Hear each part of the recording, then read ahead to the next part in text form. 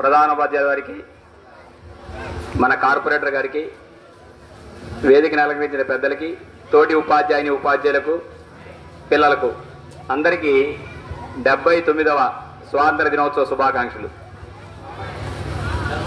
ఇప్పుడు మాట్లాడిన వక్తలందరూ కూడా ఏమేం చెప్పారో తర్వాత అడిగితే కూర్చున్న వాళ్ళు ఎంతమంది చెప్పగలరు? చెదిరిపోయి ఎత్తండి.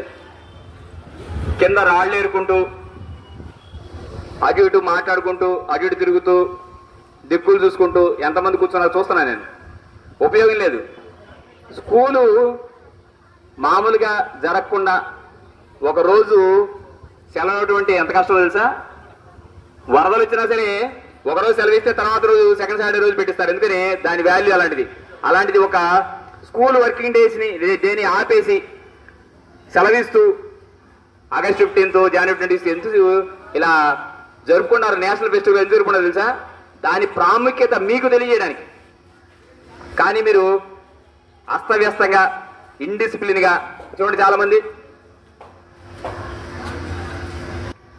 పుట్టిగా స్కూల్కి వచ్చేసి కొద్దిసేపు నిలబడి కబుర్లు ఆడుకొని జెండా ఎగరేసుకొని ఆనందపడి వెళ్ళిపోవడానికి కాదు.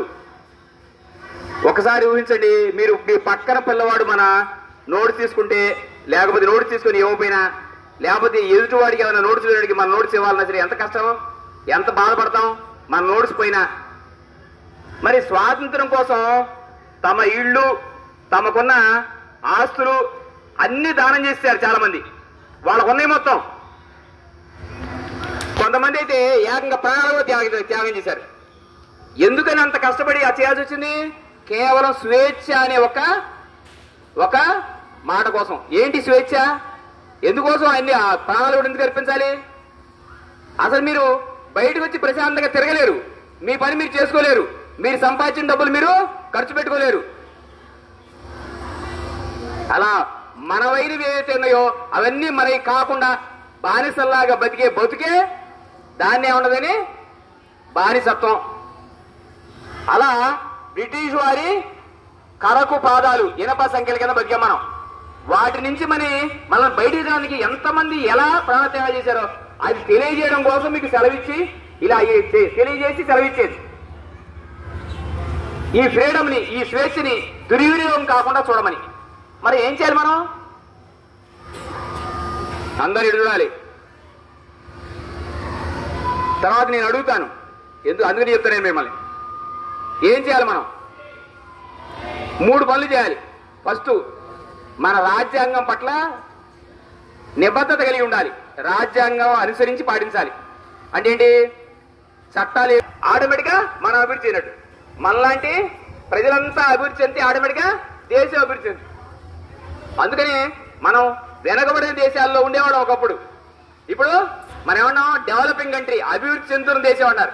చాలా సంవత్సరాల నుంచి అలాగే ఉన్నారు. వాస్తవం చెప్పాలంటే అభివృద్ధి చెందిన కొన్ని దేశాలని పేరు చెప్పే వాటికన్నా కూడా ధీటుగా మనం ఉన్నాం. సైన్స్ అండ్ టెక్నాలజీలో కానీ మిగతా వాళ్ళు చాలా వాటిలో. మరి దీన్ని గుర్తుపెట్టుకోండి.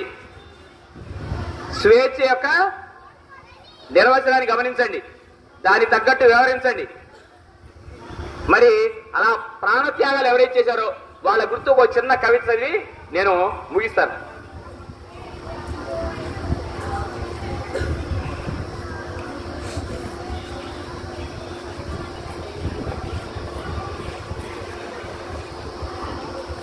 జోహార్ ఓ భారత మాత, ముందేమున్నది మోడు బ్రతుకులు, మొండి కోటగోడలు, కులాల కుమ్ములాటలు, జెండా రెపరెపల అస్తవ్యస్త భవితవ్యం తప్ప. అందుకే వెనకకు మరలి చూడు ఒక్కసారి, నీ గత వైభవం వర్ణించలేము, నీ కీర్తి కెరడానికి చిలేలు కట్ట వేయలేము. నీ పుత్రులా కాదు పుడమ తల్లి రత్నాలు, జగత్తునే మేల్కొల్పిన జాగృతి దీపాలు.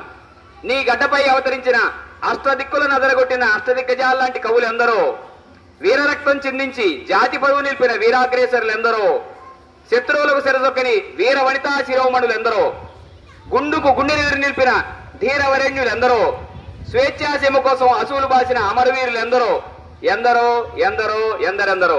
వారందరికీ ఇవే నా జోహార్లు. Thank you.